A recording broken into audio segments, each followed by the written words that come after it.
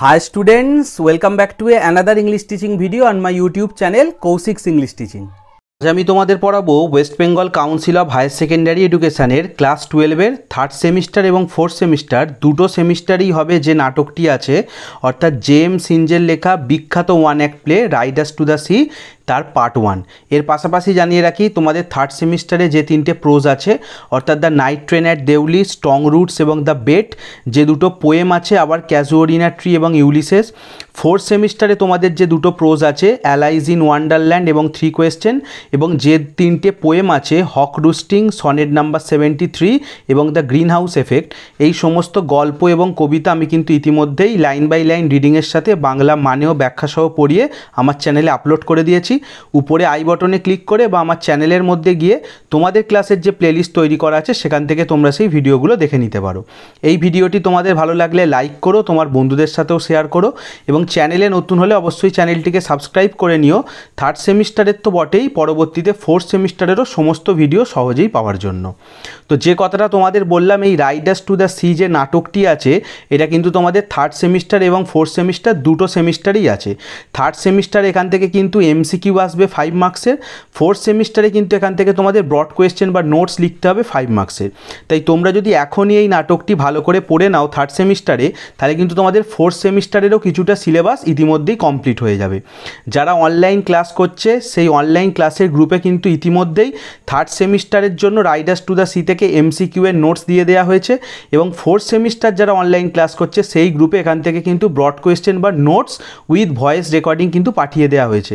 তোমরা যদি online class করতে চাও, কমেন্ট সেকশানে দেখো একটা হোয়াটসঅ্যাপ গ্রুপের লিঙ্ক দেওয়া আছে, তোমরা সেই লিঙ্কে ক্লিক করে হোয়াটসঅ্যাপ গ্রুপে অ্যাড হয়ে যেতে পারো এবং সেখান থেকে আমাকে কন্ট্যাক্ট করতে পারো। অনলাইন ক্লাসের সমস্ত ডিটেলস জানিয়ে দেওয়া হবে। তো চলো আজকের ক্লাসে ফিরে আসা যাক। রাইডার্স টু দ্য সি শুরু করার আগে আমরা রাইডার্স টু দ্য সি এর নাট্যকার সম্বন্ধে একটু জেনে নেব। রাইডার্স টু দ্য সি লিখেছেন জেমস সিনজ, ওনার পুরো নাম হচ্ছে জন মিলিংটন সিনজ। জন্ম 1871 সালে এবং মৃত্যু 1909 সালে। Was a pioneering Irish dramatist and poet. তিনি ছিলেন একজন অগ্রগামী আয়ারল্যান্ডের নাট্যকার এবং কবি। পায়োনিয়ারিং মানে হচ্ছে অগ্রগামী বা পথপ্রদর্শক, তাহলে এখান থেকে জানতে পারছি উনি হচ্ছেন আয়ারল্যান্ডের একজন নাট্যকার এবং কবি।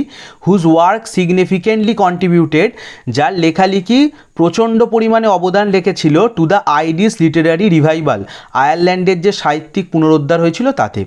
এরপর সিনজের সম্বন্ধে আরও কিন্তু কিছু কথা লেখা আছে যেগুলো তোমাদের জন্য অত গুরুত্বপূর্ণ নয়, তবু আমি সংক্ষেপে কয়েকটা কথা বলে দিচ্ছি, সেটা শুনে নাও। সিনজের লেখা হচ্ছে মূলত আয়ারল্যান্ডের যে গ্রাম্য জীবন সেটার উপর নির্ভর করে, এবং সেখানের যে নির্দিষ্ট একটা আঞ্চলিক উপভাষা আছে সেগুলোও কিন্তু তার লেখাতে দেখা যায়। আঞ্চলিক উপভাষা কি দেখো, আমরাও বাংলাতে কথা বলছি, বাংলাদেশিরাও বাংলাতে কথা বলে, কিন্তু দেখবে একটা আলাদা টান থাকে। ইভেন দেখবে পুরুলিয়া বা মেদিনীপুরের মানুষদের মধ্যেও বাংলা ভাষার একটা টান থাকে, এটাকেই আঞ্চলিক উপভাষা বলে। তো আয়ারল্যান্ডের গ্রাম্য মানুষের যে একটা আঞ্চলিক উপভাষা, তারা ইংলিশেই কথা বলে, কিন্তু সেটার একটু ডিফারেন্ট প্যাটার্ন আছে, সেগুলো কিন্তু ওনার লেখায় ফুটে ওঠে। এছাড়াও সিনজের লেখায় আমরা দেখতে পাই আয়ারল্যান্ডের গ্রাম্য মানুষের জীবনযাত্রা, তারা কিভাবে কঠিন পরিস্থিতির প্রতিদিন মোকাবিলা করে।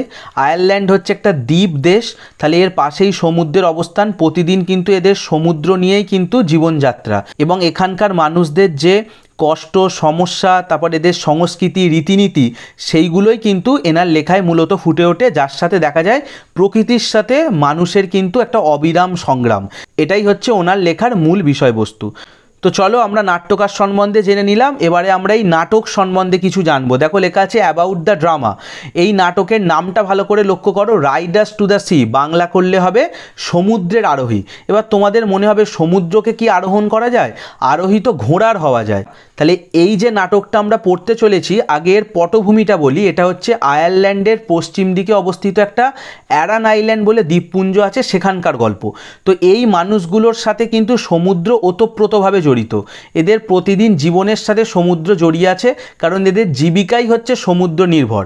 তো এখানকার বেশিরভাগ লোক, কেউ দেখবে মাছ ধরে, জেলে, না হলে হচ্ছে নাবিক, প্রতিদিন এদের সমুদ্রের সাথে কিন্তু লড়াই করে বাঁচতে হয়, এদের জীবিকার জন্য সমুদ্রের ওপর নির্ভর করতে হয়, এমনকি এদের দেখবে হাট বাজার করতে গেলেও কিন্তু সমুদ্র অতিক্রম করতে হয়। তো সেই জন্যেই এখানে নাটকের নাম রাখা হয়েছে রাইডার্স টু দ্য সি। এখানে দেখবে একটা মুখ্য চরিত্র বার্টলে, সে কী করবে, ঘোড়ায় চড়ে এই সমুদ্রের পাড় দিয়ে গিয়ে পরবর্তীতে নৌকা করে কিন্তু সমুদ্র পার হবে, কারণ মেলায় সে ঘোড়া বিক্রি করতে যাচ্ছে এবং পরবর্তীতে আমরা জানতে পারবো সে মারা যাবে। তো এই কারণেই কিন্তু নাটকের নাম রাখা হয়েছে রাইডার্স টু দ্য সি। তো চলো নাটক সম্বন্ধে কিছু কথা এখানে লেখা আছে তোমাদের পড়িয়ে দিই। Riders to the Sea is one of Synge's most celebrated one act plays. Riders to the Sea হচ্ছে সিনজের লেখা খুবই বিখ্যাত একটা ওয়ান অ্যাক্ট প্লে। আন্ডারলাইন করে রাখো, এমসিকিউ আসতে পারে। এটা হচ্ছে ওয়ান অ্যাক্ট প্লে মানে এক অঙ্কের নাটক। সাধারণত নাটক কিন্তু 5 অঙ্কের হয়। আমরা ফার্স্ট সেমিস্টারে শেক্সপিয়ারের যে 3টে নাটক পড়েছি, ওথেলো, ম্যাকবেথ এবং অ্যাজ ইউ লাইক ইট, ওই 3টেই কিন্তু 5 অ্যাক্ট প্লে মানে 5 অঙ্কের নাটক ছিল, কিন্তু এই নাটকটি 1 অঙ্কের। তাই দেখবে নাটক যতটা বড় হওয়ার কথা, এই নাটকটি কিন্তু অতটা বড় নয়, কারণ এটা 1 অঙ্কের নাটক বা one act play. Set on a remote Aran Islands backdrop. এবং এই নাটকটা কোন পটভূমিতে রচিত না, হচ্ছে সেই দূরবর্তী অ্যারান আইল্যান্ড। এটাও আন্ডারলাইন করো, একটু আগেই বললাম আয়ারল্যান্ডের পশ্চিম দিকে অবস্থিত একটা দ্বীপপুঞ্জ। The play centres on the relentless struggle on an Irish family. এই নাটকে দেখতে পাবো অবিরাম একটা আয়ারল্যান্ডের পরিবারের লড়াই। তারা অবিরাম বা নিরন্তর লড়াই চালিয়ে যাচ্ছে against the overwhelming force of the sea, প্রচণ্ড শক্তিশালী সমুদ্রের বিরুদ্ধে। তাহলে এক পরিবারের সমুদ্রের শক্তির বিরুদ্ধে লড়াই এই গল্পে আমরা দেখতে পাবো। The narrative focuses on the grief and resignation of the women. এই নাটকটার ফোকাস কিসের ওপরে না, গল্পটা দেখব বিশেষ করে মহিলাদের যে দুঃখ এবং তাদের যে ত্যাগ সেটার উপরে রচিত। পার্টিকুলারলি দ্য এল্ডারলি মাদার, বিশেষ করে একটা বয়স্কা মা আছে, তার দুঃখ এবং তার ত্যাগ আমরা এই নাটকে দেখতে পাবো। Who has already lost many of her sons, যে ইতিমধ্যেই তার অনেকগুলো সন্তানকে হারিয়েছে, টু দ্য ট্রেচারাস ওয়েভস, সেই বিশ্বাসঘাতক ঢেউয়ের কাছে। মানে এই যে নির্মম সমুদ্র, সেই সমুদ্র কিন্তু তার অনেকগুলো ছেলেকে কেড়ে নিয়েছে। Through its stark poetic language, এই কঠোর কাব্যিক ভাষার মধ্যে দিয়ে অ্যান্ড অ্যাটমসফেরিক ইন্টেন্সিটি, এবং এই বায়ুমণ্ডলীয় যে তীব্রতা, the play explores themes of fatalism. এই নাটকটা কোন থিম, কোন বিষয়বস্তু দেখায়, ফেটালিজম। আন্ডারলাইন করে রাখো, ফেটালিজম মানে হচ্ছে নিয়তিবাদ বা অদৃষ্টবাদ। একজন বিশ্বাস করে না যে সব নিয়তির লিখন, কপালে যা আছে তাই হবে, তো এই নাটকটার থিমও কিন্তু সেই ফেটালিজম। তার সাথে আর কি থিম, the indomitable power of nature, প্রকৃতির যে অদম্য ক্ষমতা সেটাও আমরা দেখতে পাবো। And the enduring human spirit, এবং সহ্য করার মানব সত্তা in the face of inevitable loss, অবশ্যম্ভাবী ক্ষতির মুখে।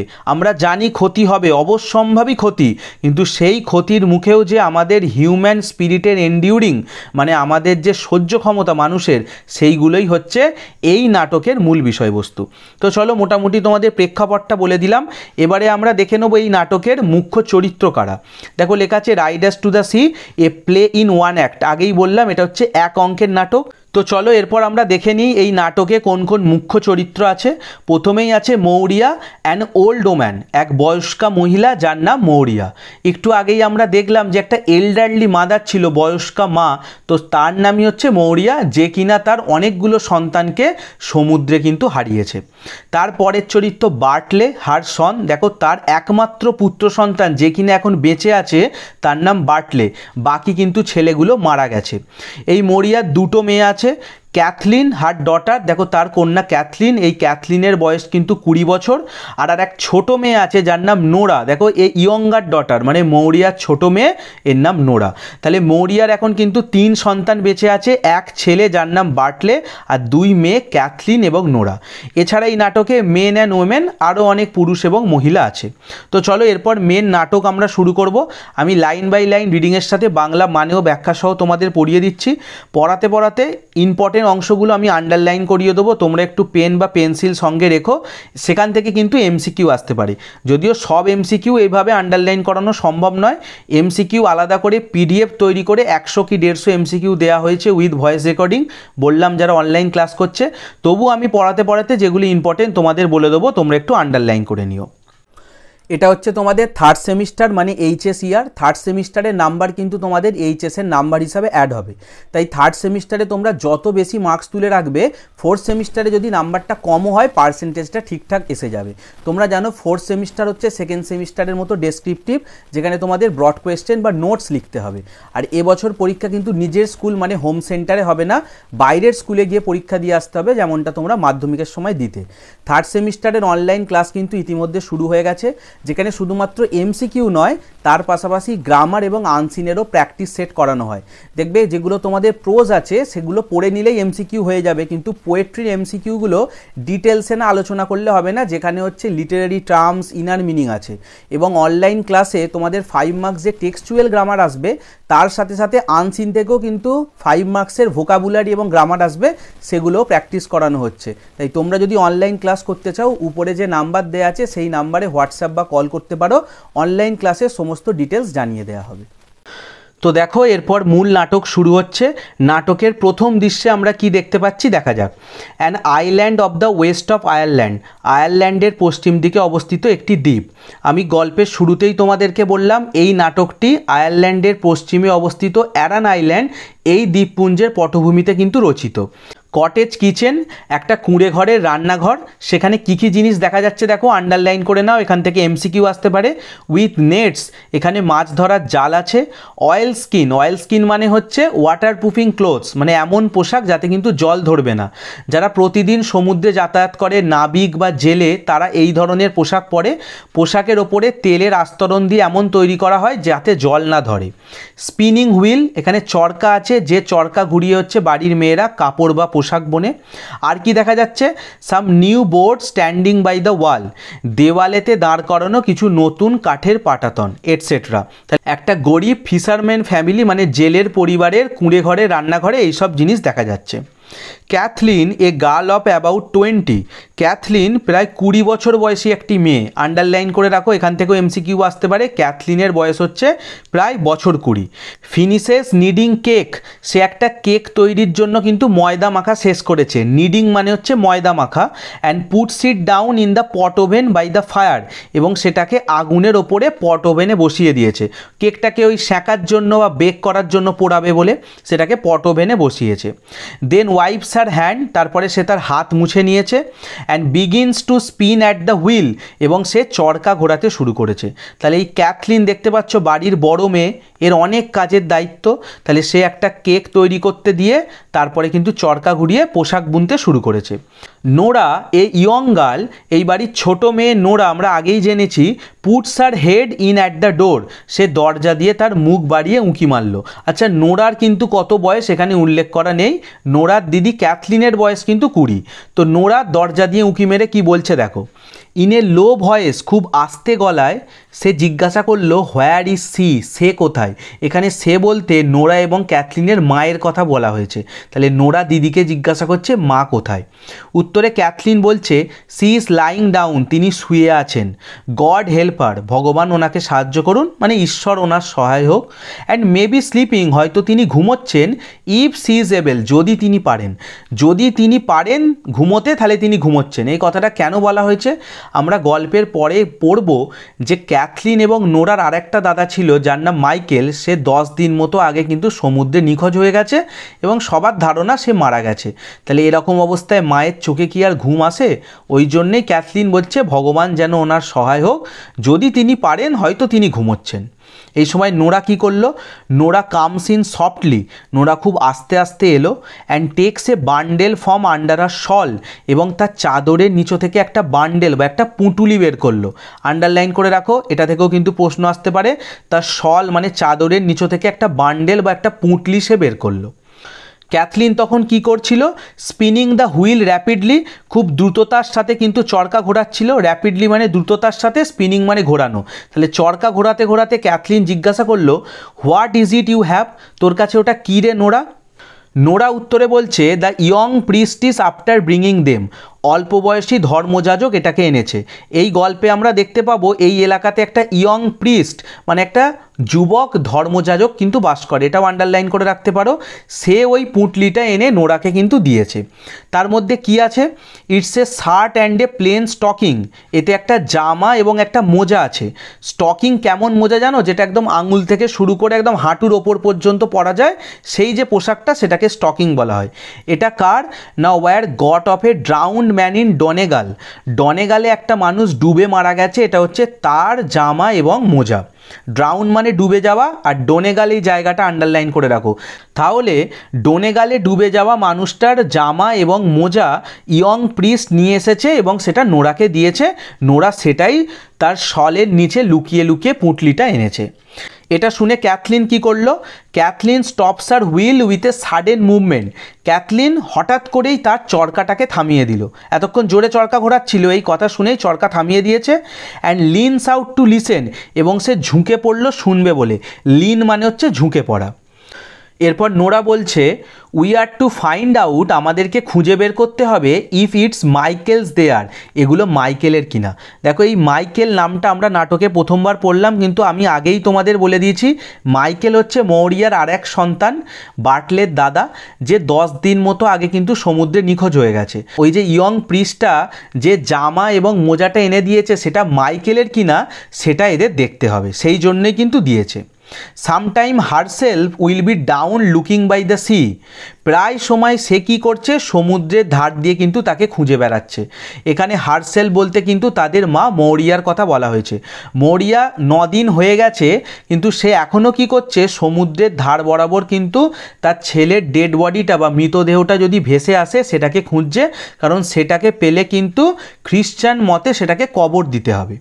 ক্যাথলিন বলছে, how would they be Michael's Nora, এগুলো কিভাবে মাইকেলের হতে পারে নোরা? How would he go the length of that way to the far north, সে কি করে উত্তর দিকের অত দূর প্রান্তে পৌঁছাবে?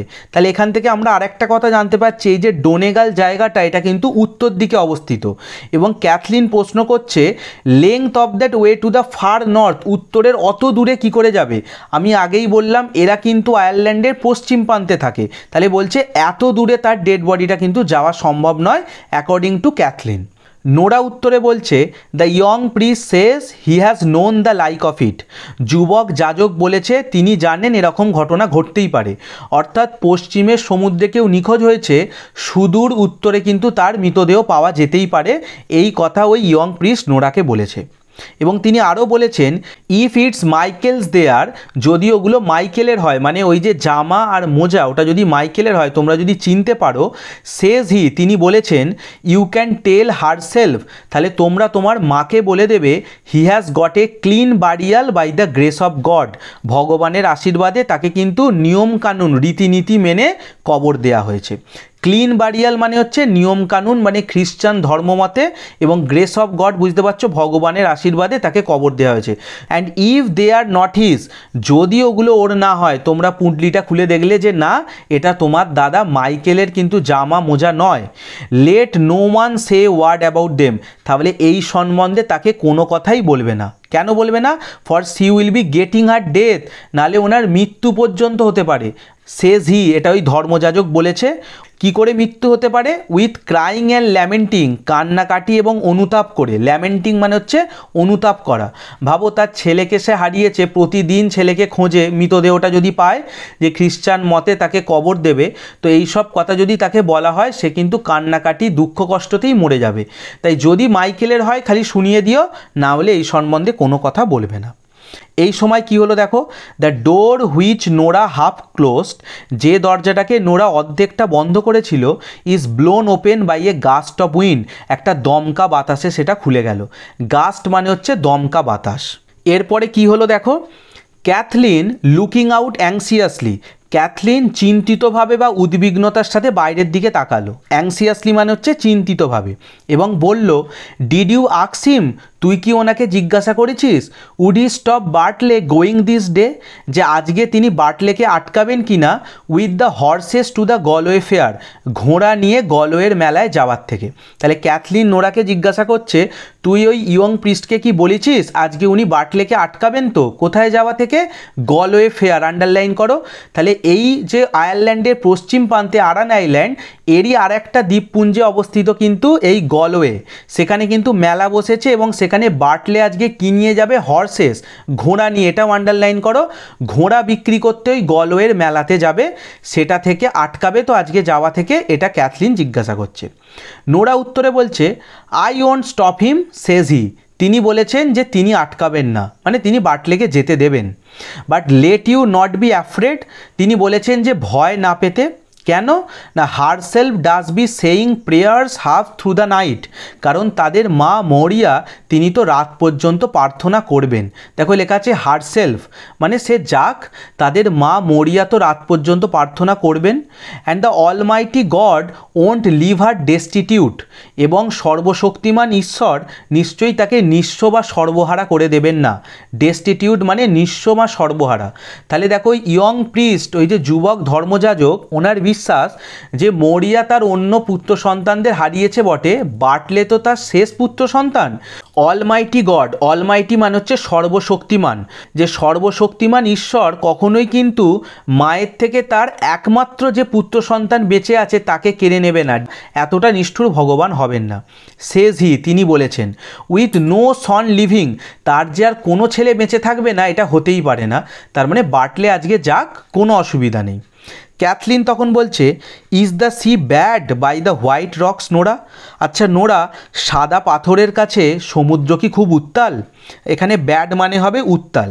নোরা যেহেতু একটু আগে বাইরে থেকে ঘুরে ভেতরে এলো, তাই ক্যাথলিন নোরাকে জিজ্ঞাসা করছে সাদা পাথরের কাছে সমুদ্র উত্তাল কিনা। উত্তরে নোরা বলছে মিডলিং ব্যাড, মানে ওই মাঝামাঝি, মানে খুব উত্তালও নয় আবার খুব শান্তও নয়, মাঝামাঝি। গড হেল্প আস, ভগবান আমাদের সাহায্য করুক। There is a great roaring in the west, পশ্চিম দিকে কিন্তু প্রচণ্ড গর্জন শোনা যাচ্ছে, আন্ডারলাইন করে রাখো, পশ্চিম থেকে কিন্তু গর্জন শোনা যাচ্ছে। অ্যান্ড ইটস ওয়ার্স, এবং এটা আরও খারাপ হবে, it will be getting when the Tides turn to the wind, যখন ওই স্রোত বা ঢেউয়ের সাথে কিন্তু বাতাস মিশবে। তো দেখো ঢেউ বা স্রোত তার একটা ক্ষমতা আলাদা, কিন্তু তার সাথে যখন বাতাস মিশে যায় তখন কিন্তু সমুদ্র আরও উত্তাল হয়ে যায়। তো সেই জন্য বলছে ইট ইজ ওয়ার্স, ওয়ার্স মানে হচ্ছে ব্যাডের কম্পারেটিভ ফর্ম, আরও খারাপ হবে যখন স্রোতের সাথে বাতাস মিলবে। এই বলে সে কি করলো, she goes over to the table, সে টেবিলের কাছে গেল উইথ দ্য বান্ডেল, সেই পুঁটুলিটা নিয়ে। Shall I open it now, আমি কি এটাকে এখনই খুলবো? নোরার তো কম বয়স, তার ধৈর্য কম, তো তার এখনই ইচ্ছা হচ্ছে পুঁটুলিটা খুলে দেখবে যে তাতে তার দাদা মাইকেলের জামা বা মোজা আছে কিনা। ক্যাথলিন উত্তরে বলছে maybe she would wake up on us, হয়তো তিনি জেগে যেতে পারেন। এখানে তিনি বলতে তাদের মায়ের কথা বলা হয়েছে, তাদের মা মরিয়া তো পাশের ঘরে ঘুমোচ্ছে, তাই ক্যাথলিন বলছে তিনি কিন্তু জেগে যেতে পারেন। And come in before we had done, এবং আমাদের কাজ শেষ হবার আগেই কিন্তু তিনি চলে আসতে পারেন। কামিং টু দ্য টেবিল, এবার ক্যাথলিন টেবিলের কাছে গেল। It's a long time we will B, আমাদের অনেকটা সময় লাগতে পারে, মানে এটা দীর্ঘ সময়ের কাজ। And the two of us crying, এবং আমরা দুজনে কাঁদতেও পারি। তাহলে ক্যাথলিন নোরাকে বলছে যে ধর আমরা পুঁটলিটা খুলে দেখলাম, তাতে আমাদের দাদা মাইকেলের জামা এবং মোজাই আছে, তাহলে আমরা স্বাভাবিকভাবেই কাঁদবো। তা সেই সময় যদি মা চলে আসে তাহলে কিন্তু মাও এই ব্যাপারটা জেনে যাবে।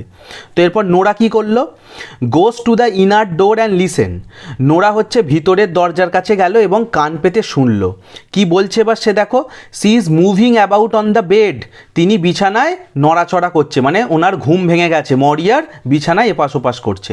C will be coming in a minute, তিনি হয়তো 1 মিনিটের মধ্যেই এখানে আসবেন, মানে এক্ষুনি এই ঘরে তার মা আসতে পারে। ক্যাথলিন তাই কি বলছে দেখো, গিভ মি দ্য ল্যাডার, আমাকে ওই মইটা দে, ল্যাডার মানে হচ্ছে মই। And I will put them up in the turf lop, এবং আমি এটাকে জ্বালানি রাখার মাচাতে রেখে দেবো। টার্ফ হচ্ছে এক ধরনের জ্বালানি, আর লফট হচ্ছে মাচা। ওই জ্বালানি রাখার মাচায় যদি পুঁটুলিটা তুলে দেওয়া হয় তাহলে কি হবে, the way she won't know of them at all, তাহলে তিনি এই সম্বন্ধে জানতেই পারবে না, তাহলে ওখানে আমরা লুকিয়ে রাখবো ওটা।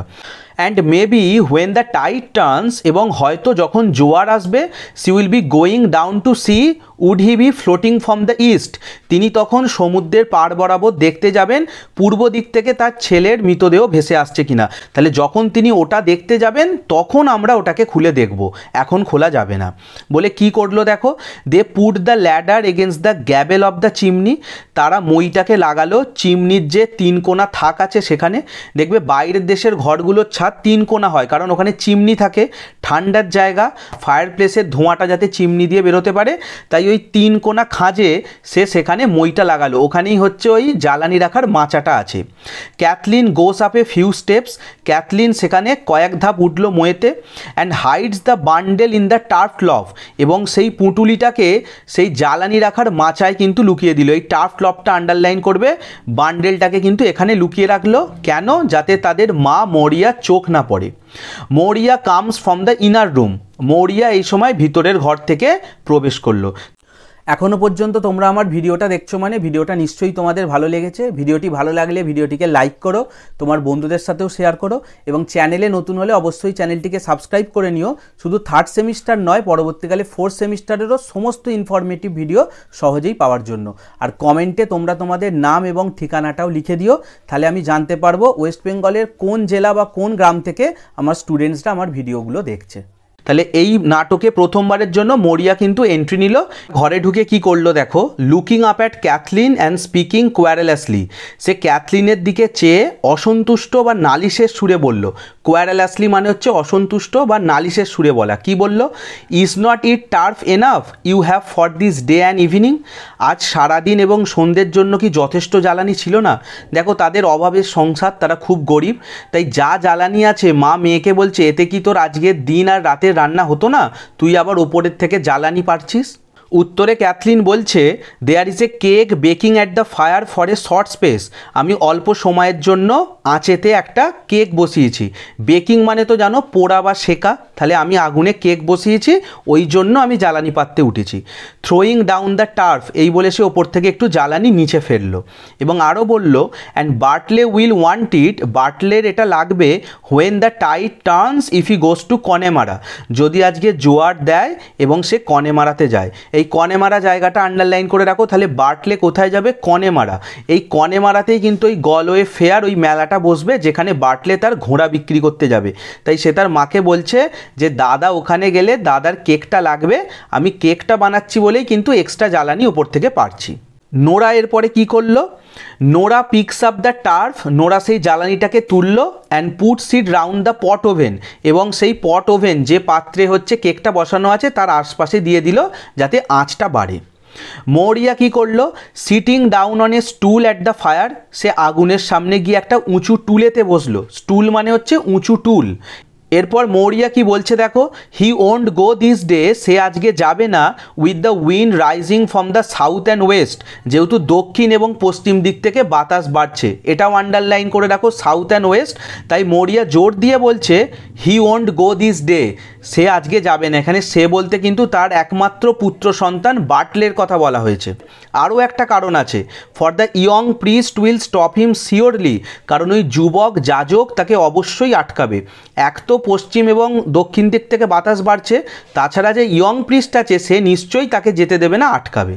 এটা শুনে নোরাও কি বলছে, he will not stop him mother, তিনি তাকে আটকাবেন না মা। And I heard Eamon Simon and Stephen Pheety and Colum Shawn saying he would go, এবং আমি ইমন সাইমন, স্টিফেন ফিটি এবং কলাম শনকে বলতে শুনেছি যে সে যাবে। এই 3টে নামের নিচে আন্ডারলাইন করে রাখো, এখান থেকে এমসিকিউ আসতে পারে। মরিয়া তখন বলছে হোয়ার ইজ হি ইটসেলফ, সে এখন কোথায়, মানে তার ছেলে বার্টলের খবর নিচ্ছে। তো উত্তরে নোরা বলছে he went down to see would there be another boat sailing in the week, সে নিচে গেছে এটা দেখার জন্য যে এই সপ্তাহে আর অন্য কোনো নৌকা যাবে কিনা। সেলিং মানে হচ্ছে নৌকা যাওয়াকে বোঝানো হয়েছে। তো এদের এই দ্বীপ থেকে অন্য দ্বীপে কিন্তু সপ্তাহে 1টা কি 2টো করেই বোট যায়, তাই বার্টলে খবর নিতে গেছে যে এই সপ্তাহে আর কোনো নৌকা যাবে কিনা।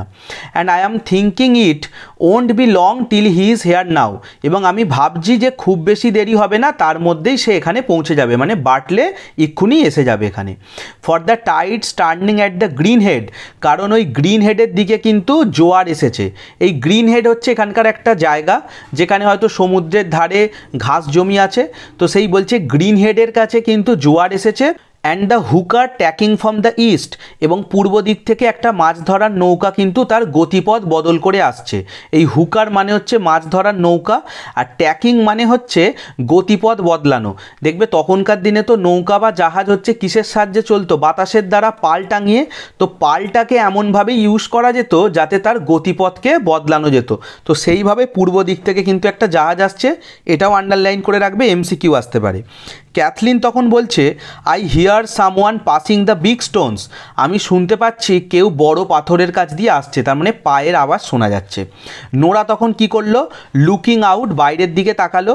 He is coming now and he is in a হারি, এবং বলল ওই তো সে আসছে এবং সে তাড়াহুড়োর মধ্যে আছে। তাহলে এটা কার কথা বলছে, তাদের দাদা বার্টলের কথা। দেখো এবার নাটকে বার্টলের এন্ট্রি হচ্ছে। বার্টলে কি করলো, কামস ইন, ভিতরে এলো, and looks round the room, ঘরের আশেপাশে দেখলো। স্পিকিং স্যাডলি অ্যান্ড কোয়াইটলি, খুব দুঃখের সাথে এবং আস্তে আস্তে কথা বলল। দেখো দুঃখ পাওয়াটা স্বাভাবিক, কারণ 9 থেকে 10 দিন আগে সে তার দাদাকে হারিয়েছে, এবং এই সংসারের এখন একমাত্র ছেলে যার কাঁধে কিন্তু পুরো সংসারটা দাঁড়িয়ে আছে। তো সেই জন্য বেশ দুঃখের সাথে এবং আস্তে আস্তে সে বলল, where is the bit of new rope Cathleen, ওই নতুন দড়ির টুকরোটা কোথায়? ওয়াজ বট ইন কনেমারা, যেটা কনেমারা থেকে কেনা হয়েছিল। তাহলে আবার আন্ডারলাইন করে রাখো, এখানে বার্টলে ঘরে ঢুকে কিন্তু এক টুকরো দড়ির খোঁজ নিচ্ছে ক্যাথলিনের থেকে, যে দড়িটা কনেমারা থেকে কেনা হয়েছিল, এবং এখন সে কিন্তু সেই কনেমারাতেই যাবে। তো এর উত্তরে ক্যাথলিন কি করলো, কামিং ডাউন, সে একটু নিচে নেমে এলো। মনে আছে তো, সে এখনও কিন্তু মইতেই আছে, তাই মই থেকে নিচে নামলো। Give it to him Nora, এবং বলল নোরা ওকে দড়িটা দে। It's on a nail by the white boards, ওই যে সাদা কাঠের পাটাতন আছে তার পাশের একটা পেরেকে ওটা ঝোলানো আছে। নেল মানে হচ্ছে পেরেক, আর হোয়াইট বোর্ডস তো আগেই বললাম সাদা কাঠের পাটাতন। I Hang it up this morning, আমি আজ সকালেই ওটা ওখানে ঝুলিয়ে রেখেছি। For the pig with the black feet was eating it, কারণ কালো পাওয়ালা শূকর ওটাকে কামড়াচ্ছিল বা চেবাচ্ছিল। এই যে the pig with a black feet, এটাও আন্ডারলাইন করে রাখবে, কালো পাওয়ালা একটা শূকর কিন্তু এদের বাড়িতে আছে। নোরা কি করলো, গিভিং হিম এ রোপ, তাকে সেই দড়িটা দিল, অর্থাৎ বার্টলেকে। ইজ দ্যাট ইট বার্টলে, এটাই তো বার্টলে। তখন তাদের মা মৌরিয়া কি বলছে দেখো, you do right to leave that rope Bartley, ভালো হবে তুমি দড়িটাকে ওখানেই রেখে দাও Bartley. Hanging by the boards, ওগুলো ওই কাঠের পাটাতনের পাশেই ঝুলুক। Bartley takes the rope, Bartley মায়ের কোনো কথা শুনলো না, সে দড়িটাকে নিল। তখন তার মা আরও বলছে, it will be wanting in this place, এখানে ওই জিনিসটার দরকার পড়বে। আই অ্যাম টেলিং ইউ, আমি তোমাকে বলছি। কেন দরকার পড়বে দেখো, তারপরেই বলা আছে, if Michael is washed up tomorrow morning, যদি মাইকেলের মৃতদেহ কাল সকালে এখানে ভেসে আসে, অর দ্য নেক্সট মর্নিং, বা পরশু দিন, or any morning in the week, বা এই সপ্তাহের যে কোনো দিন সকালে, for it's a deep grave we will make him, কারণ আমরা তার জন্য একটা গভীর গর্ত তৈরি করব, by the grace of God, ভগবানের আশীর্বাদে বা দয়ায়। তার মানে যদি কাল সকালে বা পরশু সকালে বা এই সপ্তাহের কোনো একদিন সকালে মাইকেলের মৃতদেহটা এখানে আসে, তাকে তো খ্রিস্টান মতে আমাদের সমাধিস্থ করতে হবে, কবর দিতে হবে। তো তার জন্য আমরা কিন্তু একটা গভীর গর্ত সৃষ্টি করব, এবং গর্তটা তৈরি করলে কি করতে হয় জানো, কফিনটাকে নামানোর জন্য কিন্তু দড়ির প্রয়োজন হয়। সেই জন্য মৌরিয়া তার ছেলে বার্টলেকে বলছে দড়িটাকে ওখানেই রেখে দিতে। দেখো মৌরিয়ার এটা বলার পেছনে কিন্তু দুটো কারণ আছে। দড়িটা ওখানে রাখতে বলার কারণ যেমন মাইকেলের মৃতদেহটা এলে কফিনটাকে নামাতে সাহায্য করবে, আর একটা বড় কারণ হচ্ছে সে চায় না তার ছেলে বার্টলে আজকে কনেমারাতে যাক, কারণ সমুদ্র উত্তাল হচ্ছে এবং ঝড় উঠছে। তাহলে এইটার জন্য সে কিন্তু তার ছেলেকে দড়িটা নিতে বারণ করছে। বার্টলে কি করলো দেখো, beginning to work with the rope, সে সেই দড়িটা নিয়ে কাজ শুরু করলো। সে বলল, আই হ্যাভ নো হল্টার, আমার কাছে আর অন্য কোনো দড়ি নেই। এখানে হল্টার মানে দড়ি তো হবেই, তোমাদের বলে রাখি এটা লাগাম হিসাবে ব্যবহার করবে। দেখবে কোনো পশুকে কন্ট্রোল করতে তার গলায় লাগাম লাগানো হয় না, এবং এখানে বার্টলে কিন্তু দুটো ঘোড়া নিয়ে কনেমারাতে যাচ্ছে ওই গলওয়ে ফেয়ারে, এবং দড়িটা দিয়ে এই কাজটাও করতে পারে, একটা ঘোড়ার সাথে আর একটা ঘোড়াকে বেঁধেও রাখতে পারে। তো সে বলল, আমার কাছে আর কোনো অন্য দড়ি নেই। The way I can ride down on the mare, যেটাতে করে আমি ওই ঘটকির ওপর চেপে যাব। মেয়ার হচ্ছে হর্সের ফেমিনাইন ফর্ম, মানে হচ্ছে মেয়ে ঘোড়া, যেটাকে ঘোটকি বলে। বলছে আমার কাছে আর অন্য কোনো দড়ি নেই যেটার সাহায্যে আমি ওই ঘোটকিতে চড়ে যাব। And I must go now quickly, এবং আমাকে এখন খুব তাড়াতাড়ি যেতে হবে। মেয়ারটা আন্ডারলাইন করে রাখবে, এখান থেকে এমসিকিউ আসতে পারে। সে ঘোটকিতে চেপে যাবে। এরপরে গিয়ে আমরা পড়ব ঘোটকিটার কী রং, সেটাও আমরা জানবো। This is the one boat going for 2 weeks or beyond it. এটাই হচ্ছে একমাত্র নৌকা যেটা আগামী 2 সপ্তাহ বা তার বেশি সময়ের মধ্যে যাবে। তার মানে কি এর পরের 2 সপ্তাহে কিন্তু আর কোনো নৌকা এখান থেকে যাবে না। And the fair will B a good fare for horse's, এবং এই মেলাটা ঘোড়াদের জন্য কিন্তু খুব ভালো। আন্ডারলাইন করে রাখো ফর হর্সেস, কারণ এই মেলাতে ঘোড়ার জন্য কিন্তু ভালো দাম পাওয়া যায়। বাটলে সেখানে ঘোড়া বিক্রি করতে যাবে। দেখো সে বলছে I hard them saying below, আমি নিচে লোকেদের বলতে শুনেছি, তাই আমাকে যেতেই হবে। মৌরিয়া তখন বলছে it is a hard thing they will be saying below, নিচের লোকেরা তো এই কঠিন কথাও বলবে। If the body is washed up, যদি মৃতদেহটা ভেসে আসে। And there is no man in it to make the coffin, আর বাড়িতে যদি কোনো পুরুষ মানুষ না থাকে কফিন তৈরি করার জন্য। তখন দেখো ছেলেকে বলছে তুই নিচে ওই কথাটা শুনেছিস, আচ্ছা নিচের লোকেরা তো এই কঠোর কথাটাও বলতে পারে, যদি তোর দাদার মৃতদেহটা ভেসে এলো আর তুই তখন নেই, তাহলে বাড়িতে কোনো পুরুষই নেই কফিন তৈরি করার জন্য।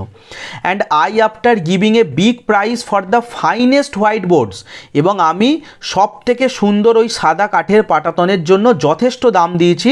ইউড ফাইন্ড ইন কনেমারা, যেটা তুমি কনেমারাতে পাবে। মানে কনেমারাতে মনে হচ্ছে এর থেকে সুন্দর কাঠের পাটাতন আর পাওয়া যাবে না, যেটা আমি খুব ভালো দাম দিয়ে কিনেছি। এটাও আন্ডারলাইন করে রাখো। কনেমারা থেকেই ওই কাঠের পাটাতনগুলো মৌরিয়া কিন্তু বিগ প্রাইস, খুব ভালো দামে কিনেছে। কেন? কারণ ছেলের মৃতদেহটা হেলে তাই দিয়ে সে কফিন তৈরি করবে। এরপরে মৌরিয়া কি করলো? She looks round at the boards, সে একবার সেই কাঠের পাটাতনগুলোর দিকে তাকালো। বাটলে তখন কি বলল? How would it be washed up, ওটা কিভাবে ভেসে আসবে? ওটা বলতে কি তার দাদা মাইকেলের মৃতদেহ। And we after looking each day for 9 days, এবং আমরা 9 দিন ধরে প্রতিদিন সেটাকে খুঁজছি। এই 9 ডেজটাও আন্ডারলাইন করে রাখো, এমসিকিউ আসতে পারে। তাহলে বাটলের দাদা মাইকেল কিন্তু 9 দিন আগে সমুদ্রে নিখোঁজ হয়েছে। And a strong wind blowing a while back from the West and south, এবং খুব তীব্র বাতাস কিন্তু পশ্চিম এবং দক্ষিণ দিক থেকে অনবরত বইছে। এটা আমরা আগেই পড়লাম, ওয়েস্ট অ্যান্ড সাউথ, এটাও মনে রাখবে। পশ্চিম এবং দক্ষিণ দিক থেকে কিন্তু তীব্র বাতাস বইছে। তাই বাটলে মৌরিয়াকে বলছে যদি দাদার মৃতদেহটা ভেসে আসতো তাহলে অবশ্যই এতদিনে চলে আসতো, আর যদি না আসে তার মানে আর আসবে না, সেটা অন্যদিকে চলে গেছে। মৌরিয়া তখন বলছে if it was not found itself, যদি সেটাকে নিজে থেকে খুঁজে না পাওয়া যায়। এখানেও ইট বলতে কিন্তু dead body of Michael. That wind is raising the sea, সমুদ্রে কিন্তু বাতাস উঠছে। রেইজিং মানে তোমরা উত্তাল হচ্ছেও বলতে পারো, সমুদ্র উত্তাল হচ্ছে মানে বাতাস বাড়ছে। That wind is raising the sea, সমুদ্রে কিন্তু বাতাস বাড়ছে, তার মানে সমুদ্র উত্তাল হচ্ছে। And there was a star up against the moon, এবং চাঁদের পাশে কিন্তু একটা তারাকেও দেখা গেছে। And it rising in the night, রাত্রিবেলা সেটা উঠেছিল। এই যে চাঁদের পাশে তারা দেখা গেলে এটা একটা ominous sign according to Irish culture, তাহলে এটা একটা অমঙ্গল মানে খারাপ কিছু হতে পারে। এটাও আন্ডারলাইন করে রাখো, চাঁদের পাশে তারা রাত্রিবেলা দেখা গেছে। তাই মৌরিয়া বাটলেকে আরও সাবধান করছে।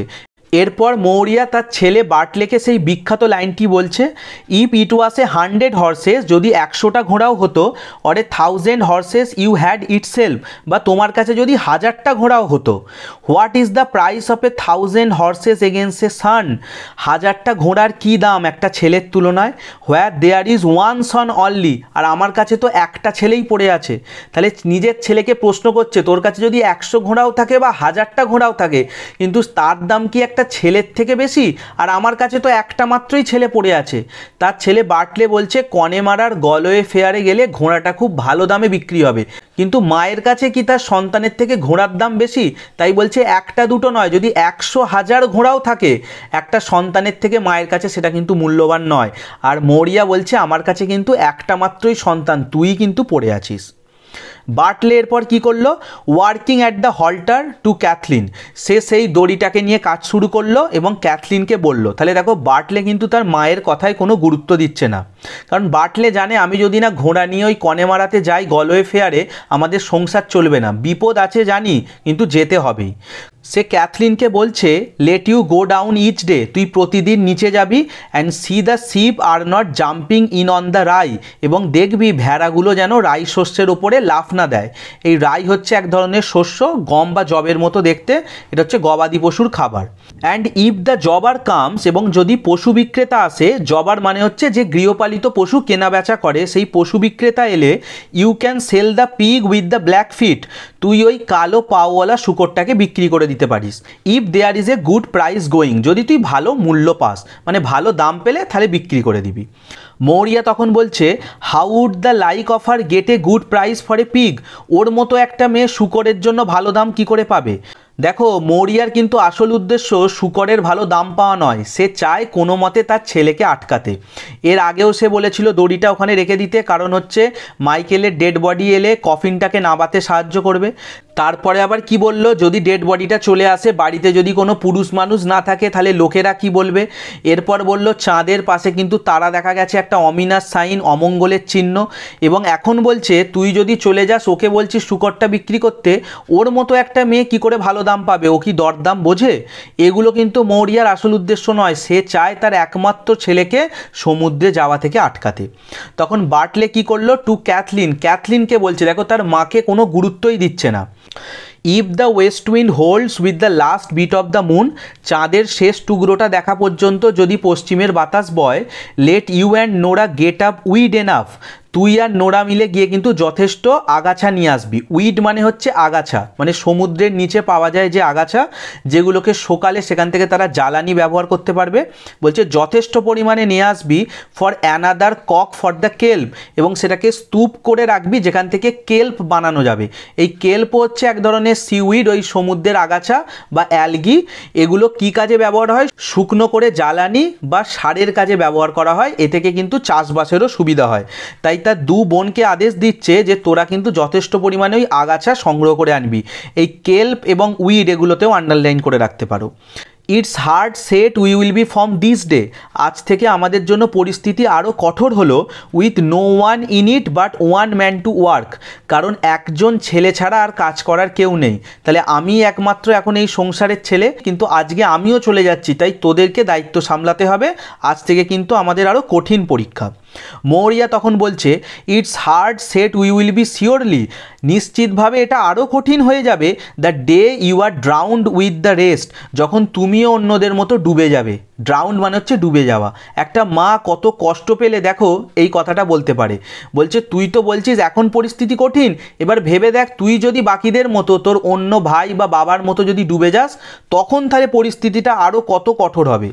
What way will I live, আমি কিভাবে বাঁচবো, and the girls with me, এবং আমার এই দুটো মেয়েকে নিয়ে। And I an old woman looking for the grave, আর আমি এই বুড়ি মহিলা যে কিনা কবরের দিকে তাকিয়ে আছি। মানে আমি মরে গেলে হয়, আমি মৃত্যুর জন্য অপেক্ষা করছি, তখন যদি খবর আসে আমার একমাত্র ছেলে সেও মারা গেছে, তখন আমি কি করে এই দুই মেয়েকে নিয়ে বাঁচবো। বার্টলে দেখো এখনও তার মায়ের কথার কোনো গুরুত্ব দিচ্ছে না, কারণ সে জানে তাকে যেতেই হবে। ঘোড়া বিক্রি না করে এলে তাদের কিন্তু সংসার চলবে না, এবং ওই মেলায় কনেমারার কিন্তু গলওয়ে ফেয়ারে ঘোড়ার কিন্তু ভালো দাম পাওয়া যায়। বার্টলে লেস ডাউন দ্য হল্টার, বার্টলে দড়িটাকে নামিয়ে রাখলো। অনেকের মনে হতে পারে হয়তো মায়ের কথা শুনেছে, না তেমনটা নয়। Takes off his old coat, তার পুরানো কোটটাকে খুলে ফেললো, টেক অফ মানে খুলে ফেলা, and puts on a newer one, put on, তোমরা 9-10 অজস্রবার ফেজাল ভাবটা পড়েছ, পরিধান করা। সে একটা নতুন কোট পরে নিল, one of the same funnel, ওই একই রকম কাপড়ের। ফ্ল্যানেল হচ্ছে মোটা ধরনের কাপড়, তাহলে পুরানো কোটটা খুলে রেখে একটা নতুন কোট সে পরে নিল। এরপর বার্টলে কি বলছে দেখো, বার্টলে টু নোরা, বার্টলে নোরাকে জিজ্ঞাসা করলো is she coming to the pier, আচ্ছা ওটা কি ঘাট বা জেটিতে এসে গেছে। এখানে সিটা আন্ডারলাইন করে রাখো, সি বলতে এখানে নৌকা বা জাহাজটাকে বোঝানো হয়েছে, আর পিয়ার মানে হচ্ছে ঘাট বা জেটি, বলছে ওটা কি জেটি ঘাটে এসে গেছে। নোরা তখন কি করলো, লুকিং আউট, বাইরের দিকে দেখলো। She is passing the green head and letting fall her sails, হ্যাঁ ওটা গ্রিন হেডটা অতিক্রম করেছে। গ্রিন হেড একটু আগেই বললাম এদের এখানকার কোনো জায়গা, সবুজ বেলাভূমি। বলছে ওটা পার করেছে, লেটিং ফল আর সেলস, এবং তার পাল ফেলে দিয়েছে, তার মানে এক্ষুনি ঘাট বা জেটি পাড়েতে সে এসে ঠেকবে। তখন বার্টলে কি করলো, getting his purse and tobacco, তার টাকার ব্যাগ এবং তামাক নিল, এটাও আন্ডারলাইন করে রাখতে পারো। এবং যাওয়ার আগে বাটলে কি বলছে দেখো, I will have half an hour to go down, আমার নিচে যেতে আধ ঘন্টা লাগবে, এই হাফ অ্যান আওয়ারটাতেও আন্ডারলাইন করে রাখো। And you will see me coming again in 2 days, এবং তোমরা আমাকে আগামী 2 দিনে দেখতে পাবে। অর ইন 3 days, না হলে 3 দিনে। অর মেবি ইন 4 days, না হলে সর্বোচ্চ 4 দিনে। If the wind is bad, যদি বাতাস খারাপ থাকে। বাতাস ঠিক থাকলে আমি 2 দিনেই ফিরে আসবো, না হলে 3 দিন, বা বেশি হলে 4 দিন। এই 2, 3 আর 4 এটাও আন্ডারলাইন করে রাখো। মৌরিয়া তখন কি করছে, turning round to the fire, এবার সে আগুনের দিকে ঘুরলো। And putting her shawl over her head, এবং তার মাথায় শালটাকে চাপা দিয়ে নিল। তাহলে এখানে ঠান্ডা বেশ ভালোই আছে, আগুনের দিকে ঘুরে মাথায় শল চাপা দিয়ে সে কি বলছে দেখো, is not it a hard and cruel man, এটা কি একটা নিষ্ঠুর বা কঠোর মানুষ নয়। Won't hear a word from an old woman, যে কিনা একটা বুড়ি মহিলার কোনো কথাই শুনছে না। And she holding him from the sea, যে কিনা তাকে সমুদ্রে যাওয়া থেকে আটকাচ্ছে। হোল্ডিং মানে ধরে রাখা। তাহলে একটু অভিমানের সুরে বা অভিযোগের সুরে বলছে, আমি একটা বুড়ি মা, আমি তোকে সমুদ্রে বারবার যেতে বারণ করছি, আর তুই কত হার্ড অ্যান্ড ক্রুয়েল, নিষ্ঠুর এবং কঠোর, তুই আমার কথা শুনছিসই না। তখন দেখো ক্যাথলিন উত্তর দিচ্ছে, it's the life of a young man to be going on the sea, একটা যুবকের তো এটাই কাজ, সমুদ্রে যাওয়া। আমি এটা আগেই বলেছি, এখানকার মানুষদের জীবিকা কিন্তু সমুদ্র নির্ভর। তখন ক্যাথলিন মাকে বলছে, মা ও একজন ইয়ং ম্যান, ও যদি না সমুদ্রে যায় তাহলে কে যাবে, ও না গেলে তো আমাদের পেটই চলবে না। তাই দেখো তার দাদাকে কিন্তু ক্যাথলিন সমর্থন করছে। And who would listen to an old woman, এবং মাকে বলছে, কে বুড়ি মহিলার কথা শুনবে, with one thing and she saying it over, যদি একই কথা সে বারংবার বলে যায়, মানে তুমি তো এক কথাই বারবার বলছো, ওই জন্যেই দাদা তোমার কথা শুনছে না। এরপর বাটলে কি করলো দেখো, টেকিং দ্য হল্টার, সেই দড়িটা নিল। I must go now quickly, আমাকে এখন তাড়াতাড়ি যেতে হবে, ওই যে আধ ঘন্টার মধ্যে নিচে পৌঁছাতে হবে, নৌকা ধরতে হবে। I will ride down on the red mare, আমি ওই লাল ঘটকিতে চেপে যাব। একটু আগেই বলেছিলাম মেয়ার মানে ঘটকি, এবং রংটাকেও আন্ডারলাইন করে রাখো, রেড মেয়ার বলছে আমি ওই লাল ঘটকিতে চাপবো। And the grey pony will run behind me, এবং আমার পিছনে ওই ধূসর টাট্টু ঘোড়াটা ছুটে চলবে। পনি হচ্ছে টাট্টু ঘোড়া বা ছোট ঘোড়া, তাহলে যেটায় চেপে যাবে সেটা হচ্ছে লাল রঙের এক ঘটকি, এবং তার পিছনে দৌড়াবে কিন্তু ধূসর রঙের এক টাট্টু ঘোড়া, আন্ডারলাইন করে রাখো। তারপর চলে যাওয়ার আগে সে শেষ কি বলছে দেখো, the blessing of God on you, ভগবানের আশীর্বাদ যেন তোমাদের ওপর থাকে। হি গোজ আউট, এই কথা বলে সে বেরিয়ে গেল। এখানেই আমরা এই নাটকটির পার্ট 1 শেষ করলাম। কোনো চিন্তা করার কারণ নেই, তোমরা যদি ভিডিওটা শেষ পর্যন্ত দেখো, আমি এই নাটকের পার্ট 2 এবং পার্ট 3 সেগুলো আপলোড করে তার লিঙ্ক এন্ড স্ক্রিনে দিয়ে দেবো, তোমরা সেখান থেকে পরের পার্টগুলো দেখে নিতে পারো। ভিডিওটি ভালো লাগলে লাইক করো, কমেন্ট করে জানিও কেমন লাগলো। দেখো তোমাদের একটা কমেন্ট আমাকে আরও মোটিভেট করে, ইন্সপায়ার করে এরকম ভিডিও বানানোর জন্য। এবং ভালো লাগলে তোমার বন্ধুদের সাথেও শেয়ার করো। চ্যানেলে নতুন হলে অবশ্যই চ্যানেলটিকে সাবস্ক্রাইব করে নিও। 3rd সেমিস্টার তো বটেই, পরবর্তীতে 4th সেমিস্টারের সমস্ত ইনফরমেটিভ ভিডিও সহজেই পাওয়ার জন্য। আর কমেন্টে তোমরা তোমাদের নাম এবং ঠিকানাটাও লিখে দিও, তাহলে আমি জানতে পারবো ওয়েস্ট বেঙ্গলের কোন কোন জায়গা থেকে আমার স্টুডেন্টরা আমার ভিডিওটা দেখছে। তো দেখা হবে পরের ভিডিওতে, ততক্ষণের জন্য গুড বাই, সকলে ভালো থেকো, সুস্থ থেকো। Thank you.